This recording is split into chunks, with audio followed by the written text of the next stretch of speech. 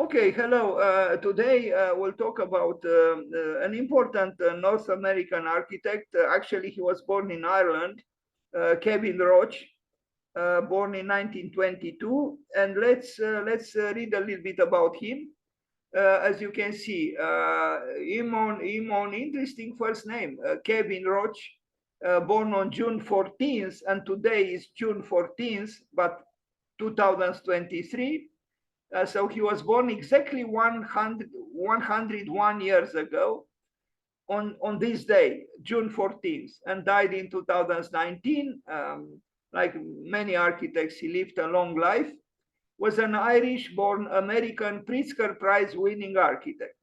He has been responsible for the design master planning for over 200 built projects in both the United States and abroad. These projects include 8 museums, 38 corporate headquarters, 7 research facilities, performing arts centers, theaters, and campus buildings for 6 universities. In 1967, he created the master plan for the Metropolitan Museum of Art in New York City, and henceforth designed all of the new wings and installation of many collections, including the recently, well, at the time when this was written, reopened American and Islamic wings.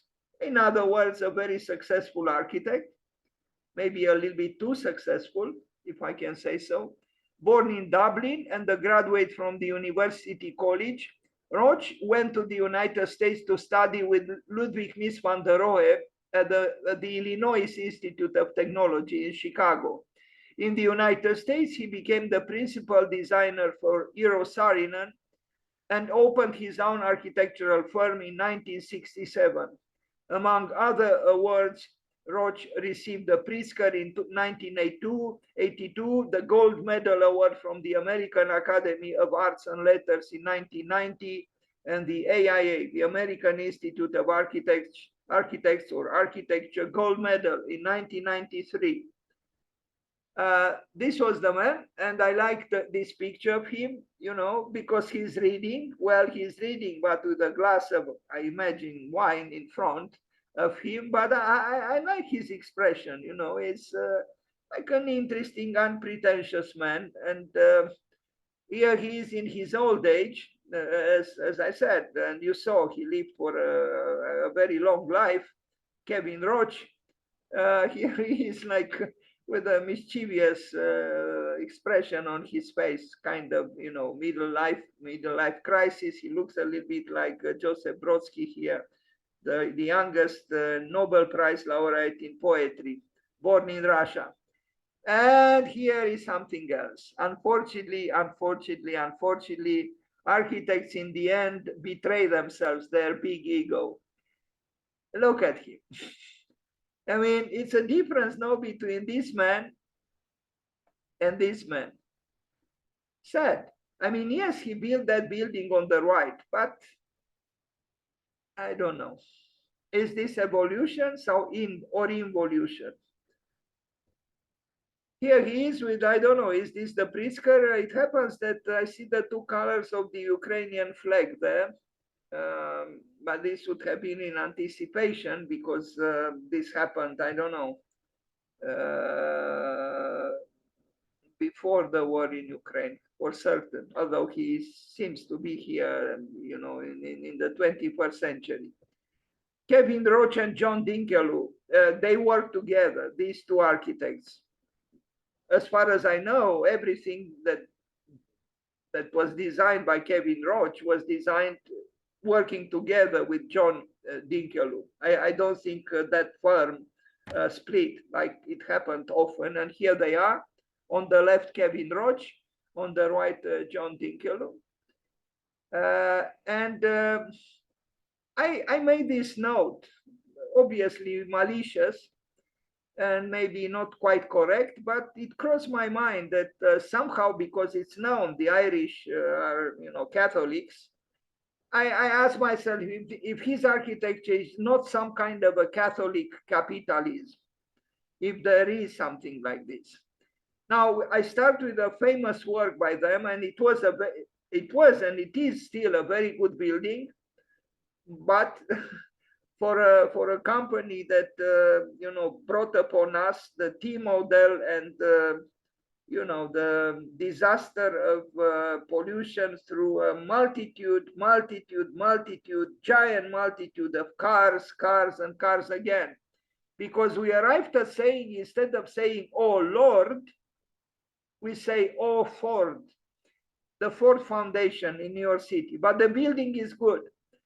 Here we see the Chrysler building in Manhattan, and this is the building. I don't know exactly when it was built, maybe early 60s, you know, so it is 60, 70 years old building.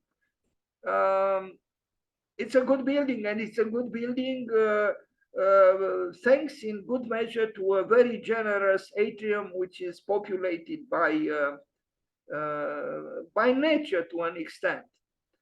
Of course, it's a luxurious building. Who can afford you see, the actual building, the office building is in L, and all this space that is left here, you know, almost bigger than the office space per se, is an open space.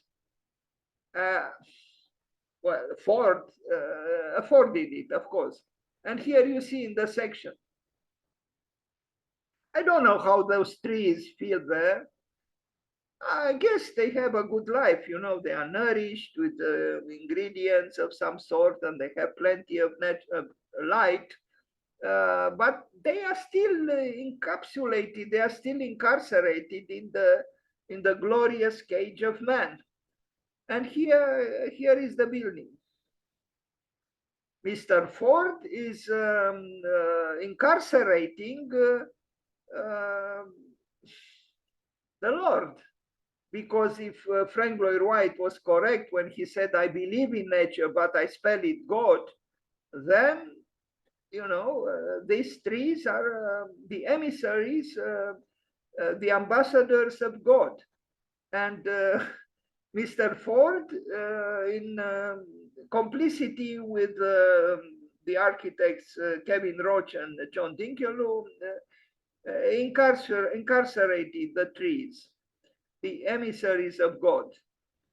But it's a good building with, you know, if we accept this kind of, you know, treatment that nature is supposed to submit to, if I'm sure they have a good life there. I don't know about the trees, but certainly the human beings, you know, planning even more expansions of their magnificent cars.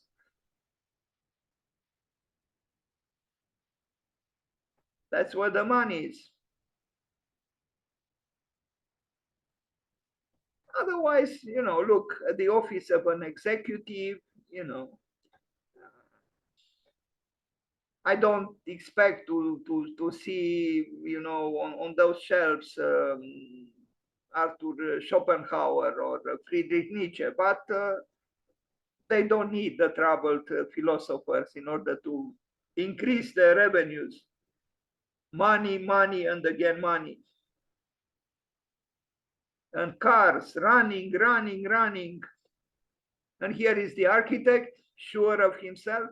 He got it. He built a lot. He covered the earth. He made his signature buildings. Now the convention center in Dublin is a burlesque building. Look at this. You know, Kevin Roche and John Dinkel. Maybe he drank a little bit from that glass of wine that we saw in front of him in the first picture with him. He did better buildings than this, that's for sure. But maybe it was difficult for him to build in Ireland. But it is, in a way, maybe it is an Irish building by an Irish architect. It's not modest, and it shows, you know, yeah, a burlesque manifestation of, you know, being radical, so to speak, or other. Now, of course, at that time, there was no concern for sustainability because so much glass you can imagine. Without air conditioning, you collapse there in the summer. The Oakland Museum in California, this is a good work. This is a work which I like by Kevin Roche and John Dinkeloo, because it's almost no museum or an anti-museum, because it is fragmented in pavilions, and you see nature in some kind of a dialogue with the buildings. Yes, it is a strict geometry being used, but with a certain degree of freedom. And I like the labyrinthical aspect of it. I like that it is horizontal, and I don't think it's deterministic or not deterministic enough. So if you would see this picture, just this as it is, would you say this is a museum? No, you would probably say this is an urban park, but it's actually a museum. I think they did a good job here. And people seem to enjoy it. And it's this relationship with the outside which matters so much. It's not a monolithical building like we saw the convention center in Dublin. No, it's dispersed. And this is its quality. It is dispersed, and it's also a lot of it underground. And look at the plan. It's a great graphic work. I mean, you know, if you judge it for its artistic qualities, you would put it on a wall without realizing that this is actually the plan, well, the view from the top of the plan of the building is the plan of the museum. Not bad.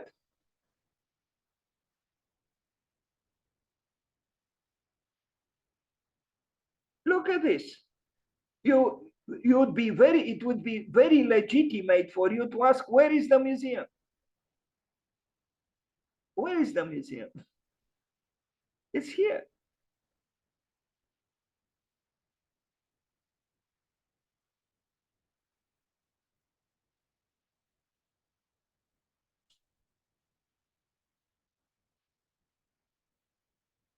A surprising work from Kevin Roche, because most of his buildings are not like this. Now, the Aetna Life and Casualty Company computer headquarters in Hartford, 1969. So, 54 years ago. Well, this is an assertive building, headquarters, in 1969, computer headquarters in 1969. Yes, computers existed before the personal computers. But this is probably an insurance company, Aetna Life. They have all the money in the world. It's convincing. It's well done. It's sculptural. It's massive. It's impressive. And being impressive, you go in and you put your money down, hoping for an eternal life. And Aetna will make sure that you will indeed have an eternal life. But at that time, other architects were kind of the same way, IMP and so on. It was in the air, so to speak, this kind of architecture. No trouble at all to use concrete and so on. Nobody would think about the pollution that concrete provoked. The Power Center for the Performing Arts, University of Michigan at Ann Arbor in Michigan. There is a very important university in the United States, 1971. Again, it's a building which commands attention. It's vigorous. It's even symmetrical. It's massive. It's sculptural. It's muscular.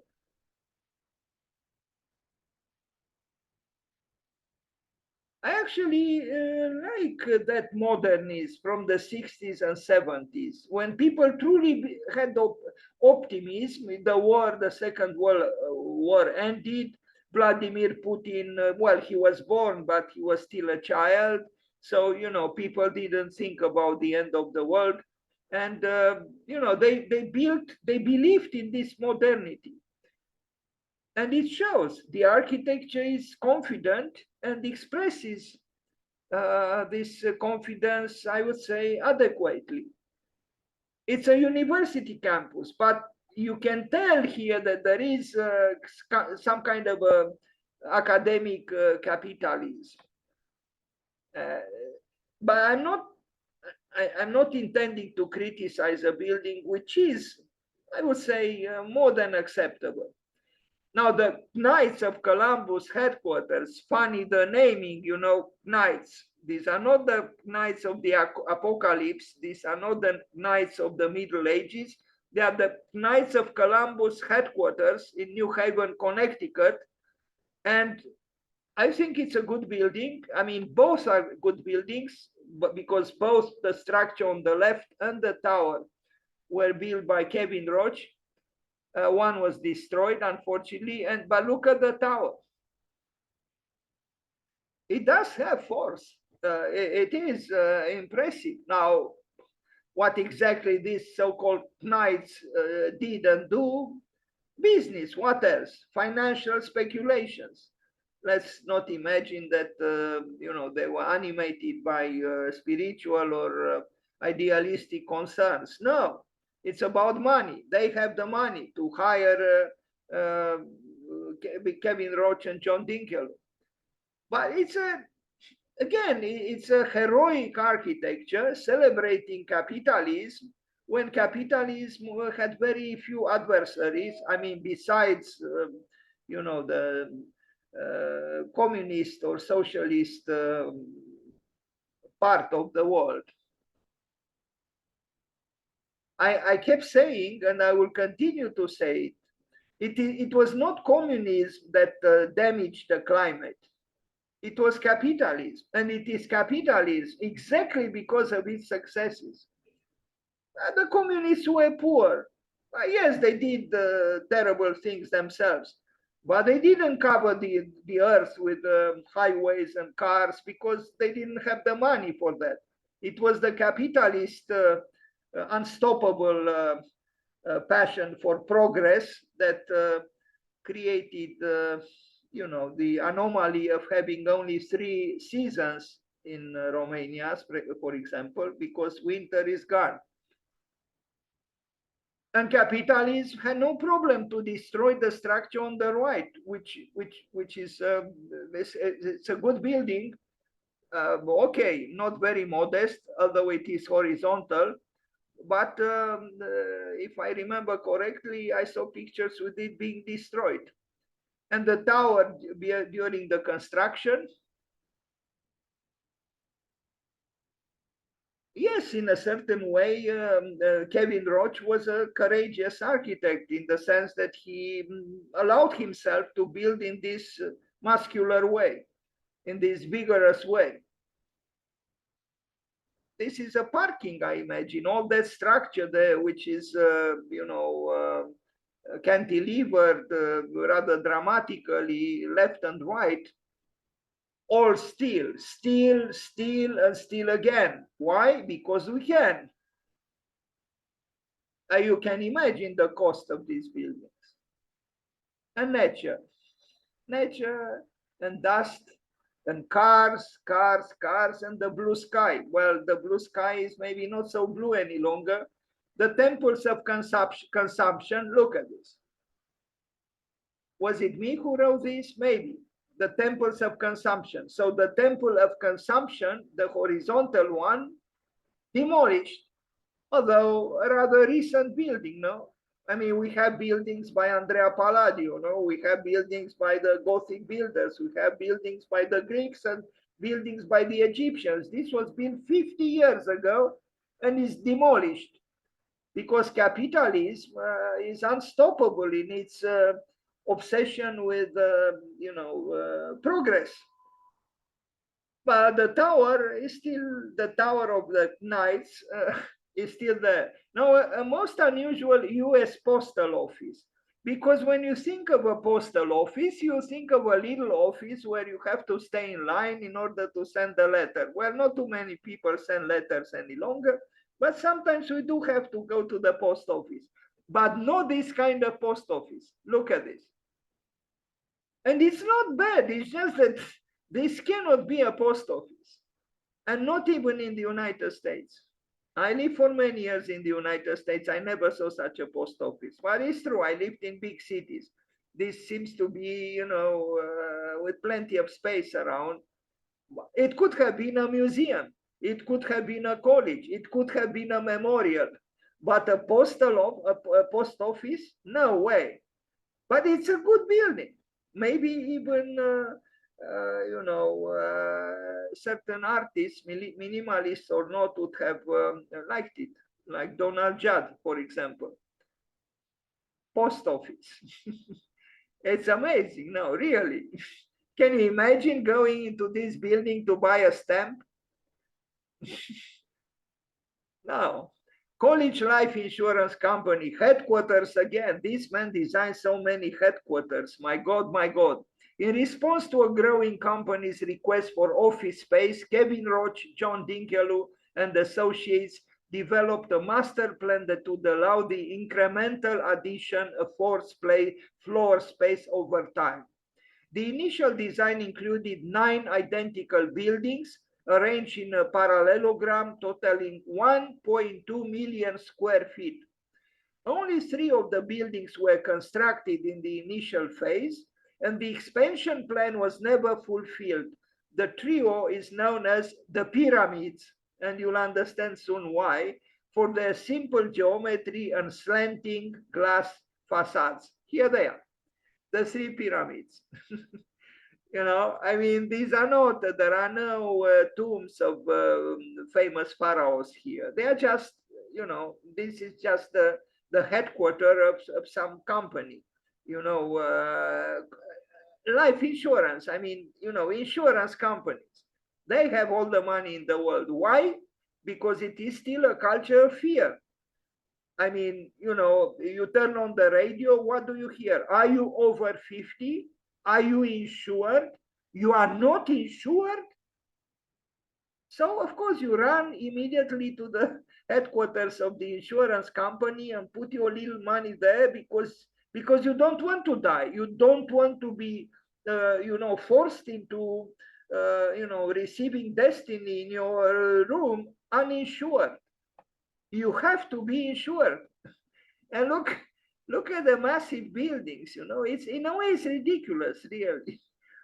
Because even the pyramids in Egypt get eroded over time. But here, the splendor in grass or not in grass of these bureaucratic pyramids is so, in a way, so naive.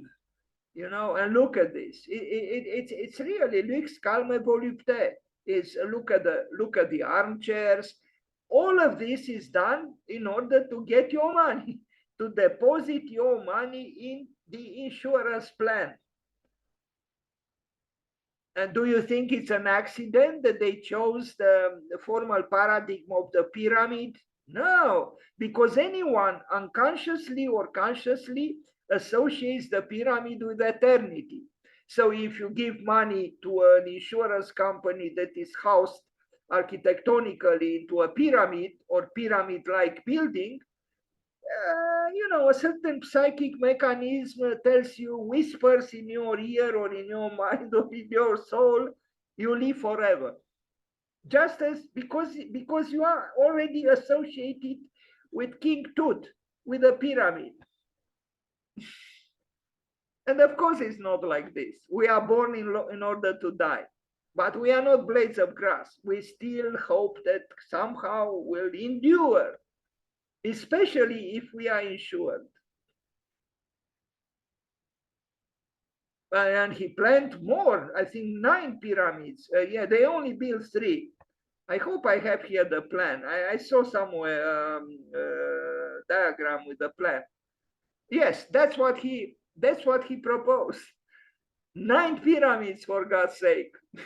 I mean, you can imagine that these insurance companies in the United States are immensely rich. Not only in the United States, of course. Anyway, Look at them. Maybe, you know, this funambulesque possible development of this complex of buildings would have made even Le Corbusier anxious or envious, considering his plan voisin for Paris. I look at this. Luxury, large spaces, plenty of light. But do you think any of these people would write a poem about the splendor of the sky or you know, a light and so on? No way. They have their heads lowered on some miserable papers filled with numbers in order to get the maximum profit. This is the rule. This is the law. And look at that, you know, conference table. God. You know, it's of course on this chair here, unique as it is, sits either Vladimir Putin or the CEO of this insurance company, and he rules everything. What are these? I don't know. Giant screens of some sort, or I don't know. It's intimidating, really. Look at this. Eternity itself on earth. St. Nicholas Orthodox Church, ground zero, New York City. Well, why am I showing this here? I don't know, maybe because I wanted to illustrate where Catholic capitalism goes towards. And this is not the work of, well, it is his work.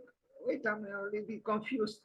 I thought I included the work by Santiago Calatrava, but no, this is a project. I don't think it was built. No, it's a project that Kevin Roche, well, as we know, he was a Catholic, but you know, he believed in God in some way. You know, maybe the God of the Egyptians, consider the gods of the Egyptians, if he was not monotheistic, to believe in Ra or Re. But here he worked for the God of the Orthodox Christians, and he did, in my opinion, a pathetic building. I know it's not easy to build for the Orthodox religion because it crushes you with its dogmatic demands, but I think he would have done better. In fact, he did better when he worked for Ford and other headquarters than for the God or God of the Orthodox Christians. No, no, no, no, no, no.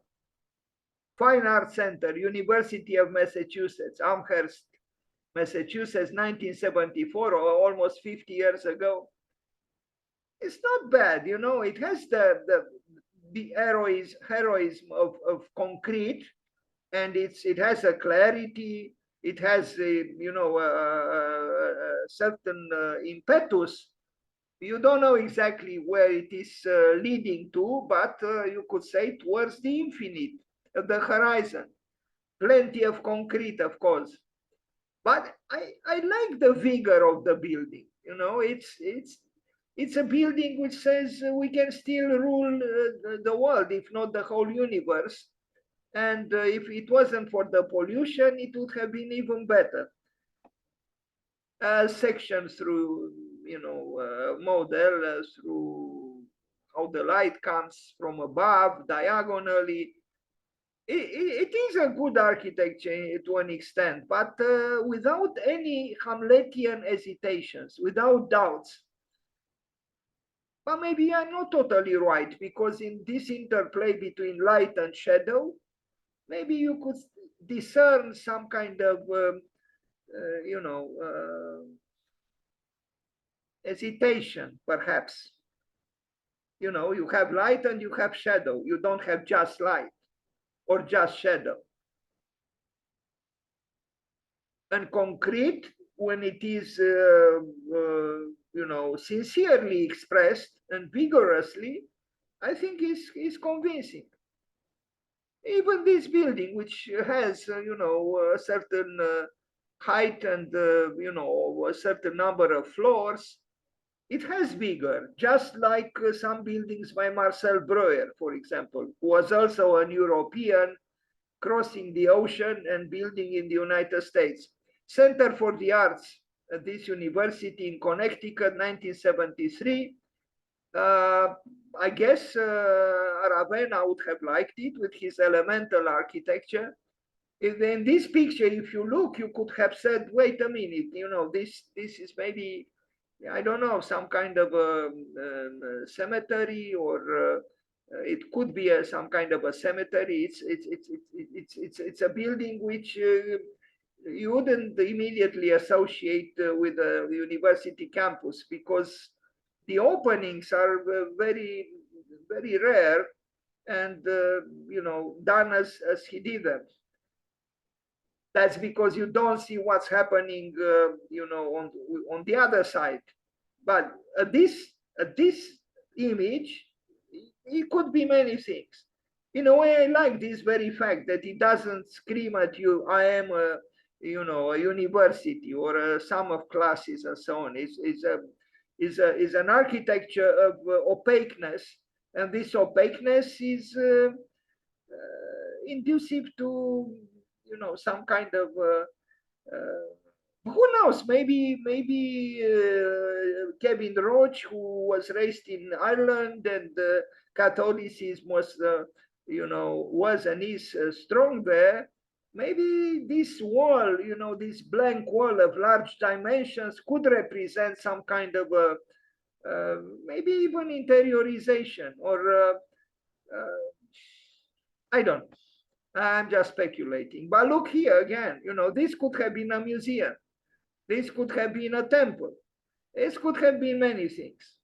John Deere World Headquarters, another headquarters, and it's a good building, done in steel, rusted steel, you know, curtain or not, 1978. I like this building, although again, let's not think about the expenditures. Sorry about these exasperatingly small pictures, but you see that he brought up many times nature into some kind of interplay with the functions honoring man, His Majesty Anthropos. Here is still at work, and you see it. And I think he did a good job. I mean, this is a very successful company that produces all kind of machineries. So they had the money to commission Kevin Roche and John Dinkeloo. And I think they did a good building. Here, instead of having concrete, we look at steel. Steel in a dialectical relationship with nature. But I think they did a good job.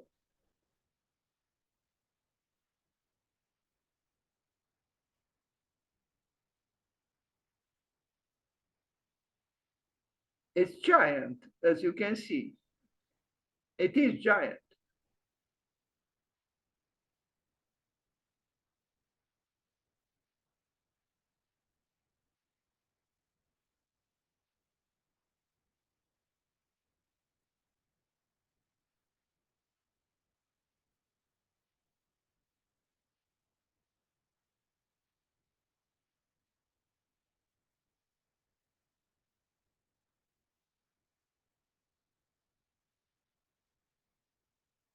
Now, the headquarters for Santander Central Hispano, located in Madrid, in Spain.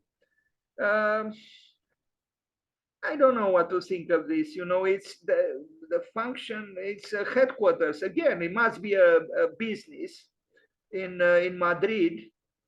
And yes, it is an architecture that expresses authority, and also deviant tendency, which could be misleading, because you would say, wait a minute, this is not an authoritarian building because of its diagonals and this large square, but we shouldn't be deceived. You know, look at this, it's very centralized, actually. Yes, it has a certain interest visually, but also a certain demagogy from my point of view. You know, it's an inflated building. Why? Because it can. And then we have the curvatures which try to induce a certain fluidity to make people feel good and forget the actual function of the building. Um, as you can probably imagine, I am to an extent questioning capitalism, but what is the alternative? We don't have one, unfortunately, but maybe one will come into being. Um, yeah, these buildings, these headquarters, they all proclaim, life is good, there is order, there is civilization, there are glittering materials, the salaries are good, the air is conditioned, everything is fine. But we know now that it's not fine. We know that the icebergs are melting. We know that the levels of the seas are rising. We know that the climate is warming up alarmingly. We know that pollution exists, maybe not in this building, because here we have an army of, cleaning people, and we have air conditioning and, all kinds of the paraphernalia of protection, as Rem Koolhaas calls it. Otherwise, art here. So I don't know. We have offices, and here we have art, some kind of a museum, and the art is great because art is making us believe in the other world, in the otherness of a different world, even if that other world could be terrifying as well. RIT administration, student union, physical education buildings. They are so solid and so assertive that you wonder, is anyone in this building who doesn't know how to spell correctly a certain word?